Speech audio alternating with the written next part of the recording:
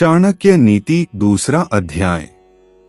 चाणक्य नीति लगभग 2400 वर्ष पूर्व नालंदा विश्वविद्यालय के महान आचार्य चाणक्य द्वारा लिखित एक महान ग्रंथ है, जो आज भी उतना ही प्रासंगिक है जितना उस समय था। चाणक्य नीति में कुल 17 अध्याय है। यहाँ प्रस्तुत है चाणक्य नीति का दूसरा अध्याय।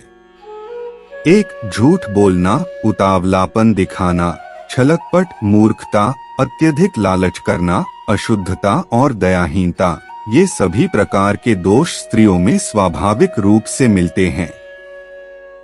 2. भोजन करने तथा उसे अच्छी तरह से पचाने की शक्ति हो तथा अच्छा भोजन समय पर प्राप्त होता हो। प्रेम करने के लिए अर्थात रतिसुख प्रदान करने वाली उत्तम स्त्री के साथ संसर्ग हो। खूब सारा धन और उस धन को दान करने का उत्साह हो। ये सभी सुख किसी तपस्या के फल के समान है, अर्थात कठिन साधना के बाद ही प्राप्त होते हैं।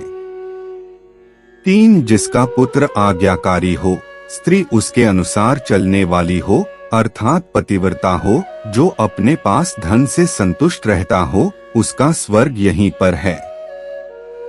4. पुत्र वे है जो पिता भक्त है। पिता वही है जो बच्चों का पालन पोषण करता है। मित्र वही है जिसमें पूर्ण विश्वास हो, और स्त्री वही है जिससे परिवार में सुख शांति व्याप्त हो। 5. जो मित्र प्रत्यक्ष रूप से मधुर वचन बोलता हो और पीठ पीछे अर्थात अप्रत्यक्ष रूप से आपके सारे कार्यों में रोड़ा अटकाता हो, ऐसे मित्र को उस घड़े के समान त्याग देना चाहिए जिसके भीतर विष भरा हो और ऊपर मुंह के पास दूध भरा हो। 6. बुरे मित्र पर अपने मित्र पर भी विश्वास नहीं करना चाहिए, क्योंकि कभी नाराज होने पर संभवतः आपका विशिष्ट मित्र भी आपके सारे रहस्यों को प्रकट कर सकता है। 7. मन से विचारे गए कार्य को कभी किसी से नहीं कहना चाहिए, अपितु उसे मंत्र की तरह रक्षित करके अपने सोचे हुए कार्य को करते रहना चाहिए। 8. निश्चित रूप से मूर्खता दुखदायी है और यौवन भी दुख देने वाला है, परंतु कष्टों से भी बड़ा कष्ट दूसरे के घर पर रहना है। 9. हर एक पर्वत में मणि नहीं होती और हर एक हाथी में मुक्तामनी नहीं होती। साधु लोग सभी जगह नहीं मिलते और हर एक वन में चंदन के वृक्ष नहीं होते। 10. बुद्धिमान लोगों का कर्तव्य होता है कि वे अपनी संतान को अच्छे कार्य व्यापार में लगाएं, क्योंकि नीति के जानकार व सद्व्यवहार वाले व्यक्ति ही कुल में सम्मानित होते हैं। 11. जो माता पिता अपने बच्चों को नहीं पढ़ाते, वे उनके शत्रु हैं। ऐसे अपढ़ बालक सभा के मध्य में उसी प्रकार शोभा नहीं पाते जैसे हंसों के मध्य में बगुला शोभा नहीं पाता।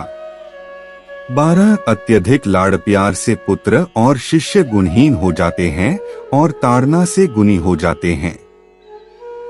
भाव यही है कि शिष्य और पुत्र को यदि ताड़ना का भय रहेगा तो वे गलत मार्ग पर नहीं जाएंगे। 13. एक श्लोक आधा श्लोक, श्लोक का एक चरण, उसका आधा अथवा एक अक्षर ही सही या आधा अक्षर प्रतिदिन पढ़ना चाहिए। 14. स्त्री का वियोग, अपने लोगों से अनाचार, कर्ज का बंधन, दुष्ट राजा की सेवा, दरिद्रता और अपने प्रतिकूल सभा, ये सभी अग्नि न होते हुए भी शरीर को दग्ध कर देते हैं। 15. नदी के किनारे खड़े वृक्ष, दूसरे के घर में गई स्त्री, मंत्री के बिना राजा शीघ्र ही नष्ट हो जाते हैं। इसमें संशय नहीं करना चाहिए। 16. ब्राह्मणों का बल विद्या है, राजाओं का बल उनकी सेना है, वैश्यों का बल उनका धन है और शूद्रों का बल छोटा बनकर रहना, अर्थात सेवा कर्म करना है।